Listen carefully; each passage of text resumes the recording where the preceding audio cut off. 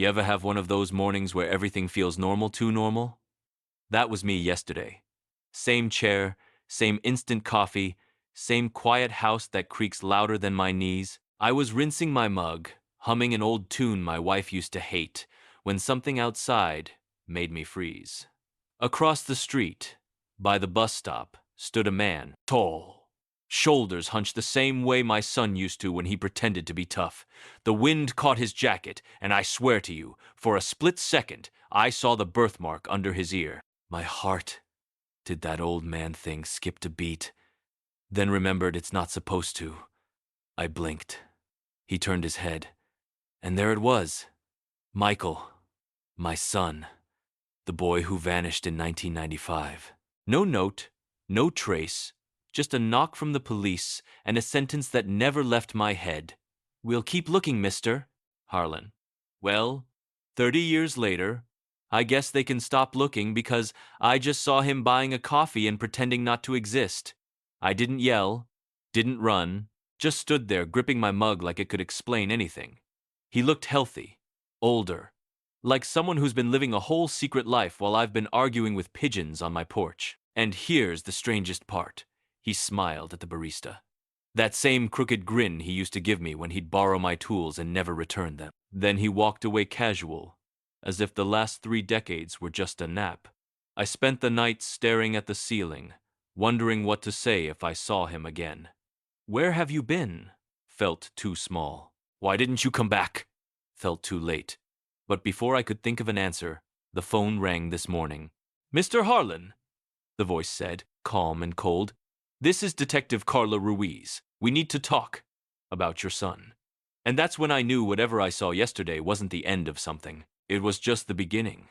Detective Ruiz showed up the next morning just as I was arguing with my toaster. It had eaten half my bread and given up halfway through, which, honestly, describes most of my relationships. She was young, 40, maybe, wore that kind of blazer that says I don't have time for your nonsense, but her eyes said she'd seen enough nonsense to write a book. "Mr. Harlan," she greeted, flashing her badge like a magician revealing bad news. "I believe you saw someone yesterday, a man you think might be your son?" I nodded, poured her coffee, and immediately apologized for it. She took a sip, winced politely, and said, "Strong." "That's one word for it," I replied. "Battery acid is another." She smiled, the first honest thing that morning. Then she pulled out a photo, faded, creased, but my heart recognized him before my eyes did. "Michael Harlan," she said softly, "disappeared the 12th of August, 1995. We reopened the case 2 months ago, after a lead in another state." I blinked. "Another state?" "Lady, I saw him across the street from Palmer's Hardware. He was buying coffee and looking very unmissing." She leaned forward. "Mr. Harlan, I need to be clear. The man you saw, if it really was him, he might be in serious danger. Or he might not be your son at all." I laughed, one of those dry old man laughs that sound like a screen door in a storm. "Detective, I've changed diapers, taught him to shave, and bailed him out of trouble for stealing candy bars in 8th grade. I'd know that jawline anywhere." She nodded, took a note, then stood. "If you see him again, don't approach. Just call me. Promise?" "Sure." I lied instantly.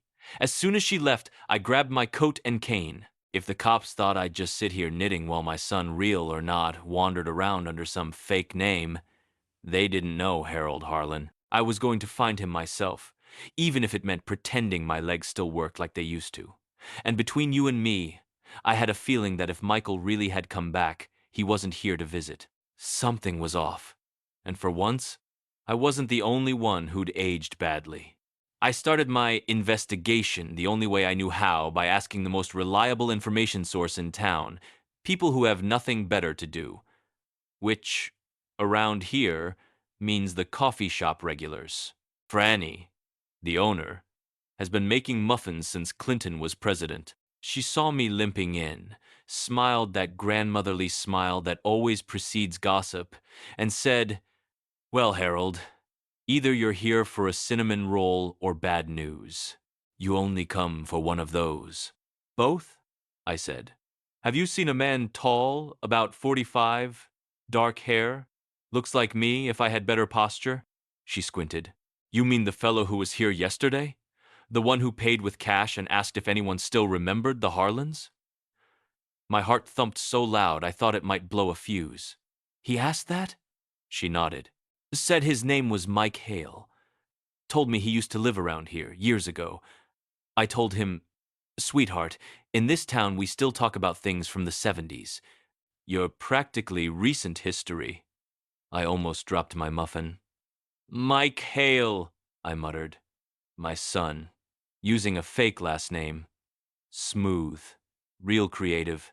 Changed one word, kept the guilt. Then she said, he sat in that corner for a while, ordered 2 coffees, but he only drank one. Left the other untouched. I turned. There it was, that little corner table where we used to sit on Saturdays after fixing his bike. Same spot, same window. And suddenly, I noticed it, carved into the wood, hidden under a napkin holder, our old initials, H plus M. I pressed my fingers on it. The groove was fresh. He'd been here. Yesterday. Franny must have seen my face because she touched my arm. Harold, honey, are you all right? Fine, I said, swallowing hard, just trying to remember if ghosts drink decaf. I thanked her, left a tip bigger than my pension allows, and stepped outside.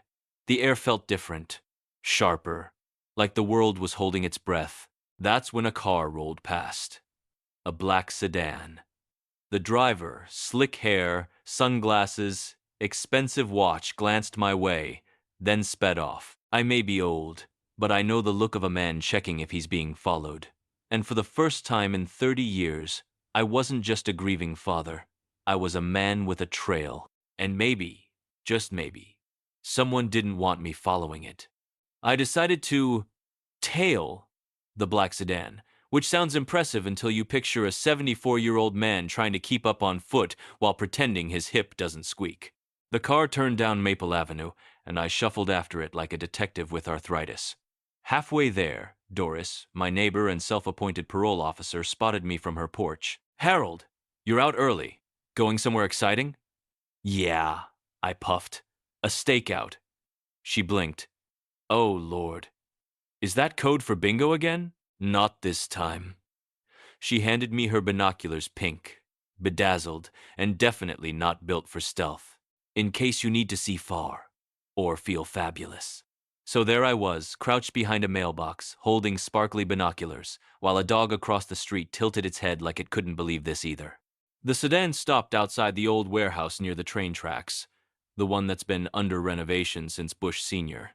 2 men got out, slick hair, definitely Hale, and my son, Michael. My knees nearly forgot how to function. They were talking, quiet but tense. Hale gestured a lot, the way people do when they think money gives them choreography. Michael just nodded. Didn't look scared, didn't look happy, just tired. The kind of tired that sleep doesn't fix. Then Hale opened the trunk and handed him a briefcase. A briefcase. I haven't seen one of those since people still respected fax machines. I leaned forward, trying to see more right as the postman appeared behind me. Morning, Mr. Harlan. What are you doing down there? Exercising, I said, without missing a beat. For my quads. Well, you're facing the wrong way. Exactly.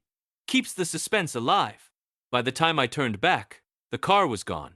Just tire marks, and a heart that couldn't decide whether to hope or panic. I limped home, wondering who the hell this Hale was and what my son had gotten himself into. And when I got to my porch, there it was.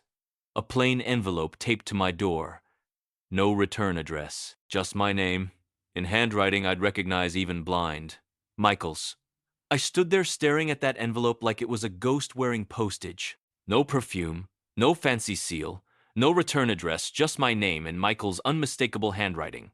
Sharp, rushed, and leaning slightly left, like it couldn't wait to get somewhere.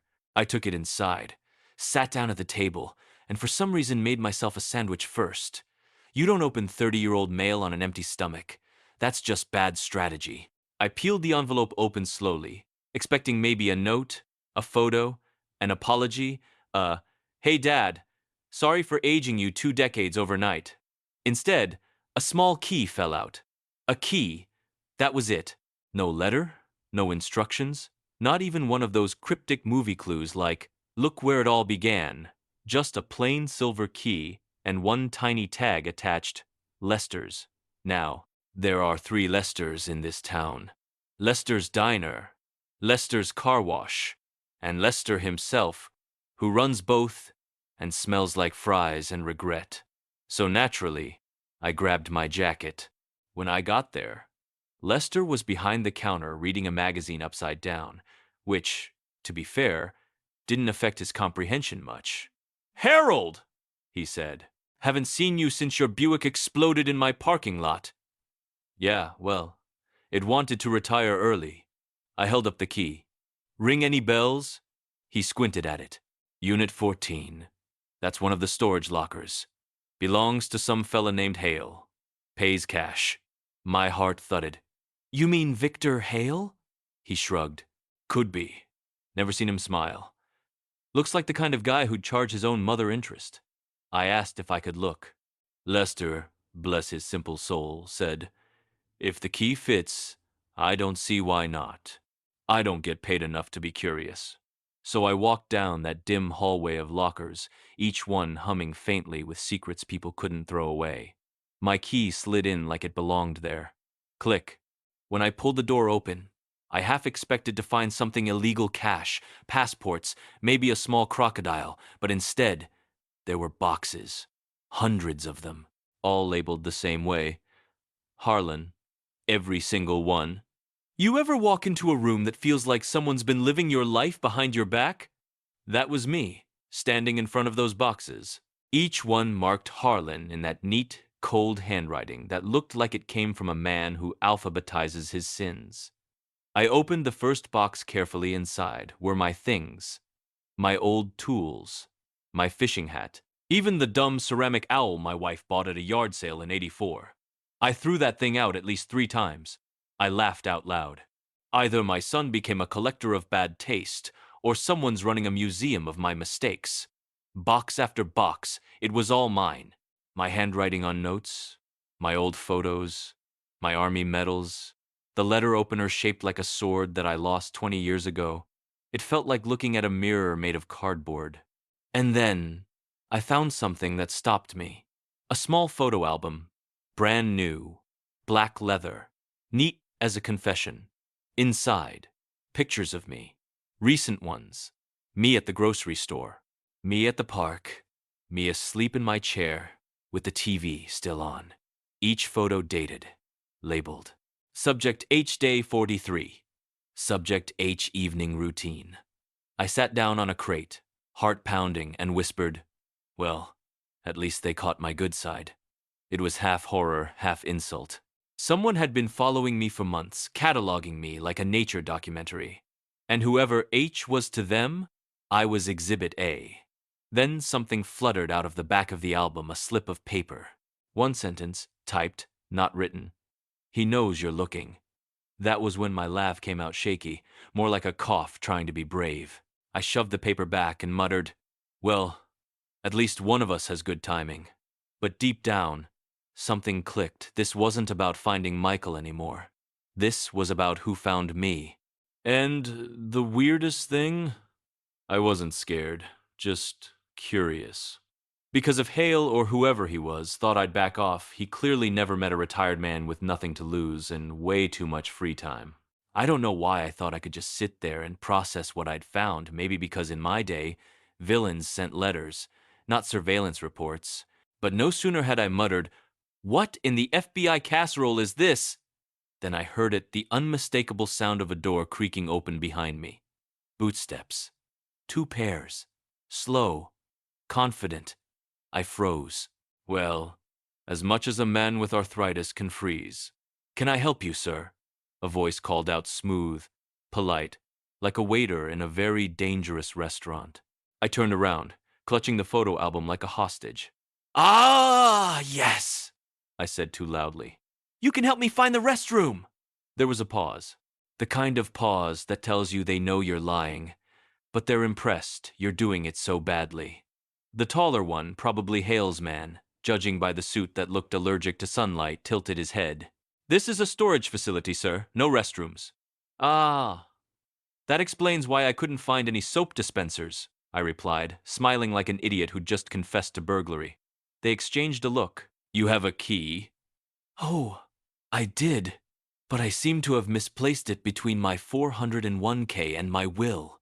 Sir, he said, stepping closer, this unit is private property. So's my prostate.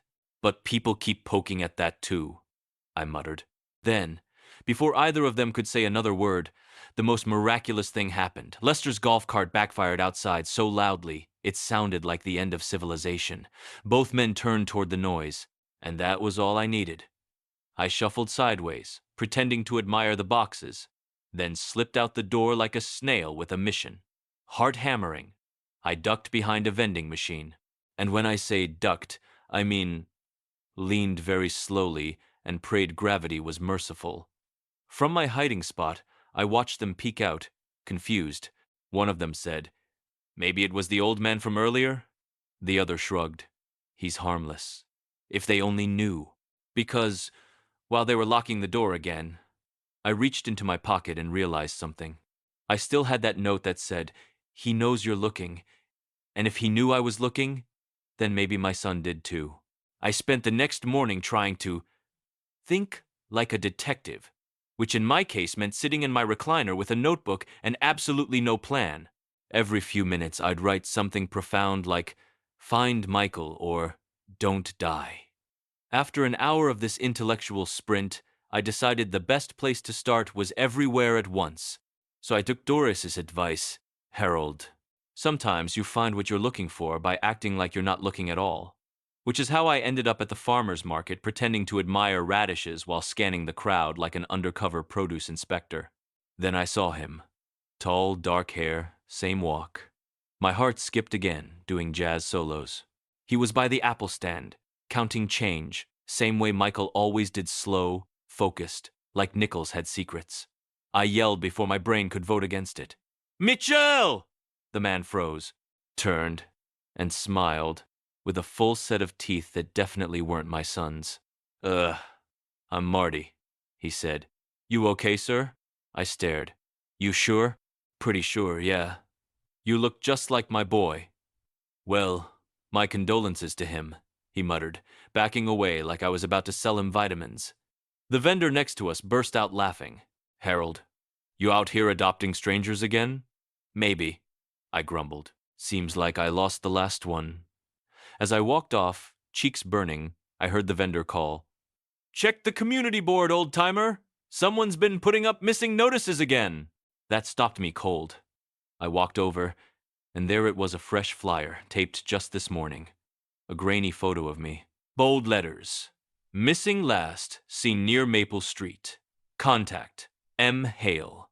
I swear, I nearly dropped my cane.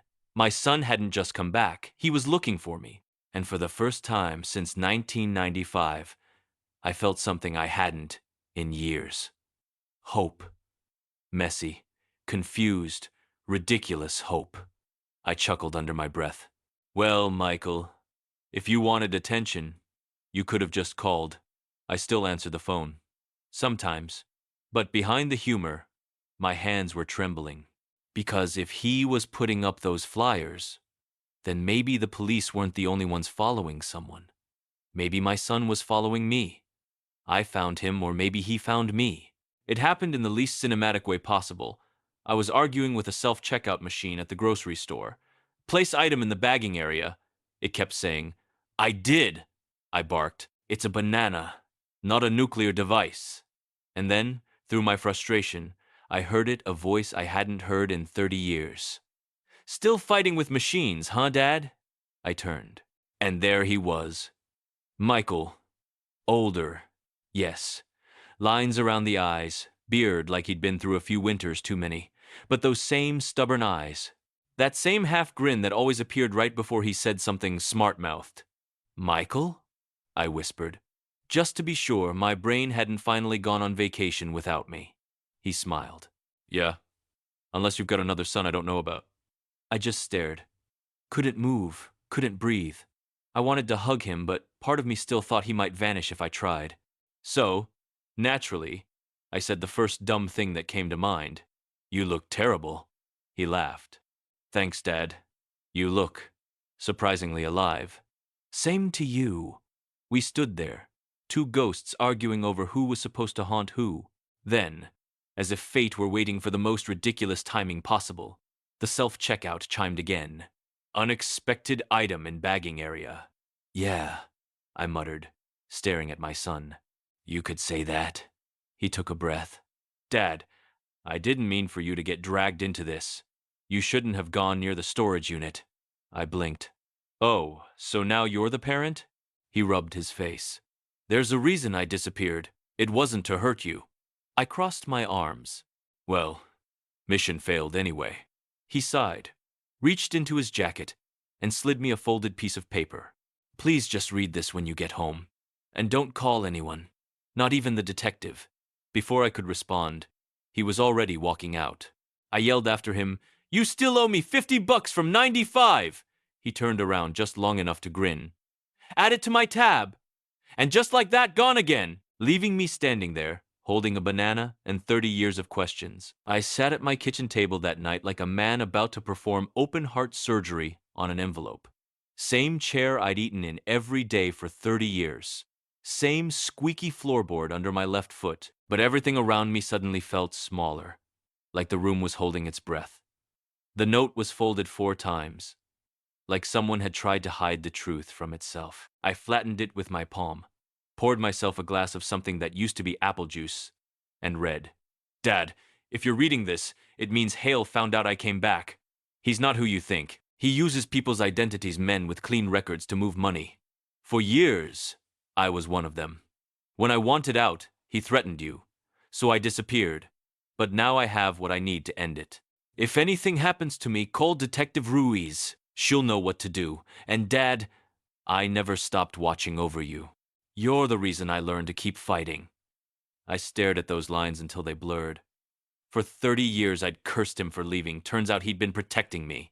That's the sort of twist life throws in when it's bored. I sat there for a long while.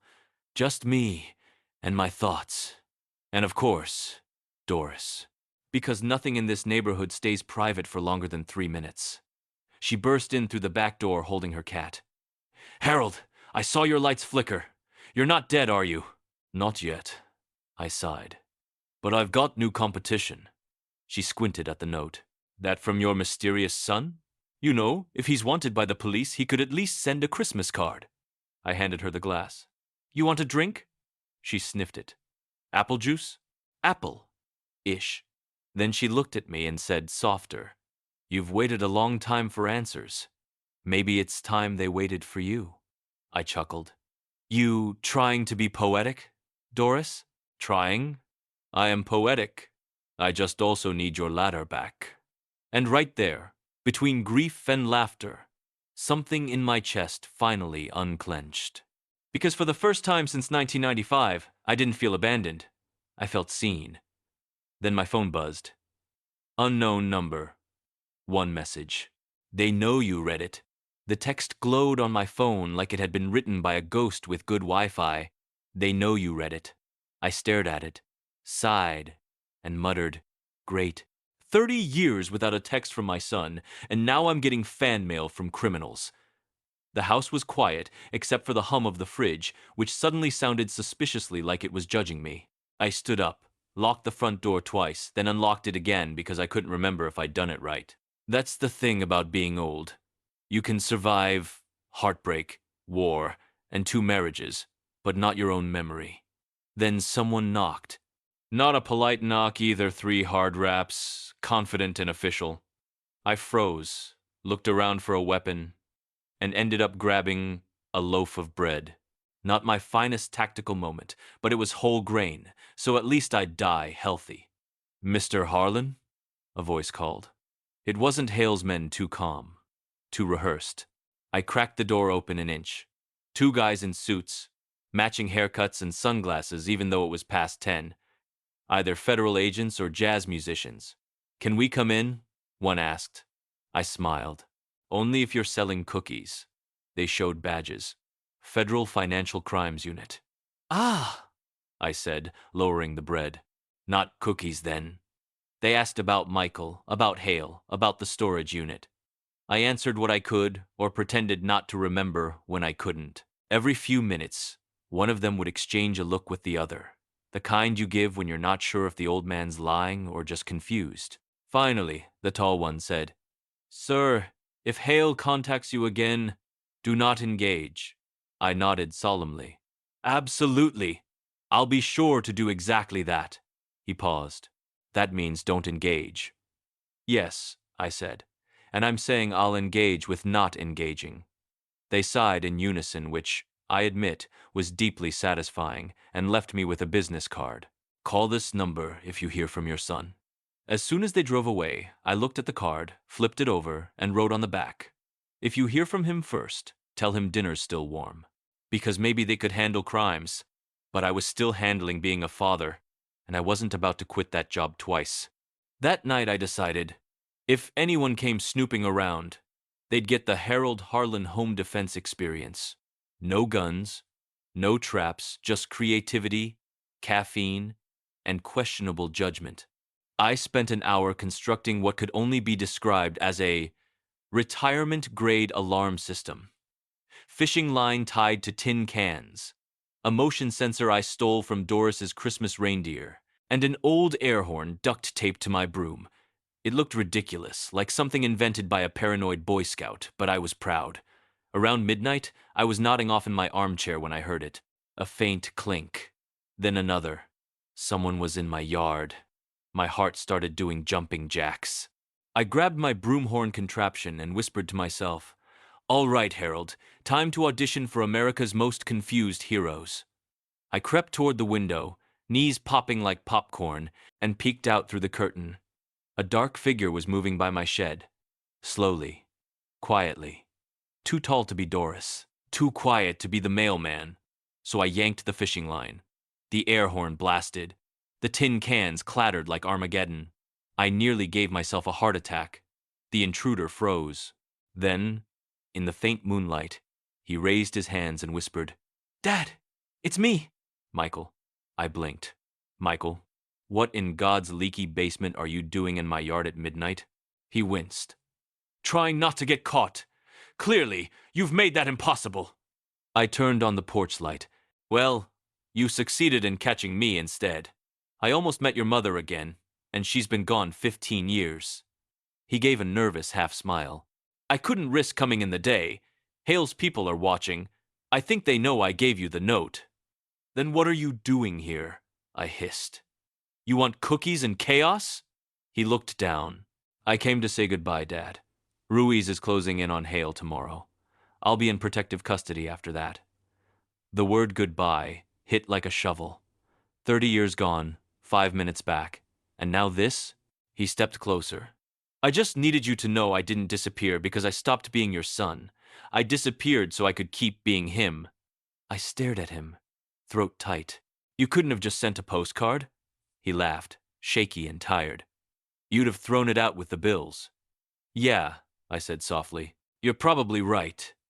Then headlights flashed across the yard, a car slowing down in front of the house. Michael stiffened. "Dad, get inside." But it was too late. The car door opened, and a familiar silhouette stepped out. Victor Hale. Hale stepped out of the car like the kind of man who never had to open his own door. Dark suit, darker smile, and those expensive shoes that sink nicely in mud, and lucky for me, my yard had plenty of that.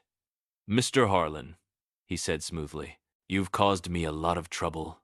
I leaned on my cane and smiled. "You think you've had trouble? You ever tried canceling cable?" He didn't laugh, not even a polite smirk. Michael stood tense beside me, fists clenched, eyes darting between us, like a chess player who knew his opponent cheated. Hale took a slow step forward. "You have something that belongs to me." "Really?" I said. "Because all I've got is a blood pressure monitor and regrets." "Want either?" He sighed, tired of the performance, and nodded toward his car. 2 men stepped out the same suits from the warehouse. I thought, oh great, the sequel no one asked for. Michael whispered, "Dad, go inside." "Inside?" I muttered. "I finally have company, and you want me to miss it?" Then, without warning, Hale said, "Bring me the old man." Now, at this point, most reasonable people would panic. But I'm retired, which means I've already lived through every kind of nonsense life can throw. So instead, I smiled sweetly, raised my hand, and shouted, "Hey, Doris! You still got that shotgun full of rock salt?" From her porch across the street came a voice like a battle trumpet. "Always!" The thugs froze. Hale blinked. And right then, as if fate appreciated slapstick, my homemade alarm system, the air horn, slipped off the porch and went off again. The sound startled the men so bad, one tripped into a flower pot, the other fell into my hedge. Hale swore under his breath, which I found deeply satisfying. Meanwhile, headlights appeared at the end of the street. Detective Ruiz's car, siren flicking on just as she saw what was happening. Hale's composure cracked for the first time. He glared at me. "You think this is funny, old man?" I shrugged. "At my age, if it's not tragic, it's comedy." He tried to bolt for the car, but Ruiz's team boxed him in. Within minutes, he was in cuffs, shouting something about lawyers and mistakes, while I was busy checking if my heart had survived the action sequence. Michael looked at me, half laughing, half crying. "You set him up?" I smirked. "Son, you don't live 74 years without learning how to make people step on their own rakes." When the flashing lights finally dimmed and Hale's shiny shoes were carted off into the mud he'd brought with him, the street fell quiet again. The kind of quiet you only notice after chaos leaves. Detective Ruiz gave me a look halfway between admiration and exhaustion. "Mr. Harlan, next time, please call us before setting off homemade explosives." "Explosives?" I said. "That was a broom and an air horn." "Exactly," she muttered, shaking her head. "Weaponized retirement." Michael stood beside me, hands in his pockets, staring at the ground like a man trying to reread his own past. "Dad, you could have been killed." "Eh?" I said. "At least I'd finally make the front page for something other than bingo night." He laughed quiet at first, then real. And suddenly the years between us didn't feel so heavy. We sat on the porch steps, the air thick with the smell of wet grass and victory. Doris waddled over with a casserole.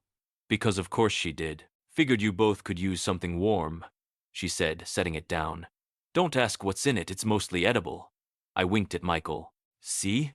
This is what you missed out on by vanishing. Gourmet trauma."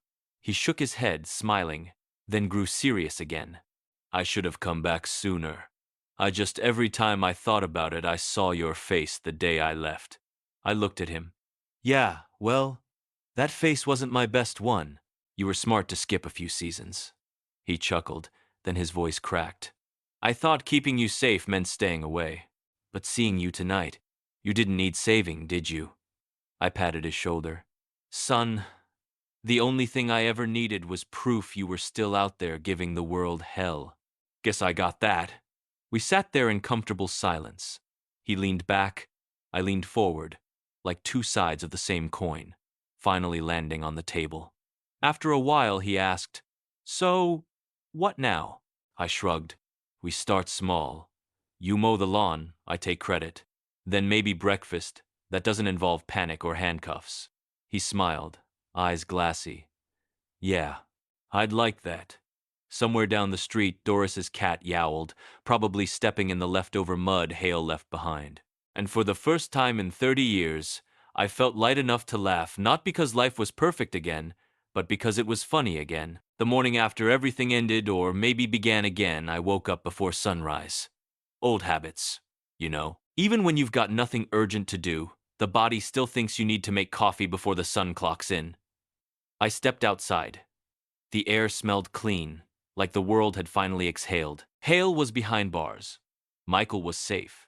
And for the first time in 30 years, the birds outside weren't just background noise, they were company. Michael was already on the porch, drinking from one of my chipped mugs. "You still use instant coffee?" he asked. "Of course," I said. "Keeps me humble." We sat there, watching the light crawl over the street. He looked tired, but lighter, like he'd finally stopped running.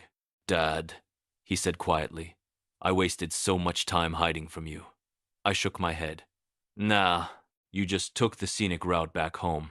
He smiled at that, the kind of smile that only happens when guilt starts turning into peace.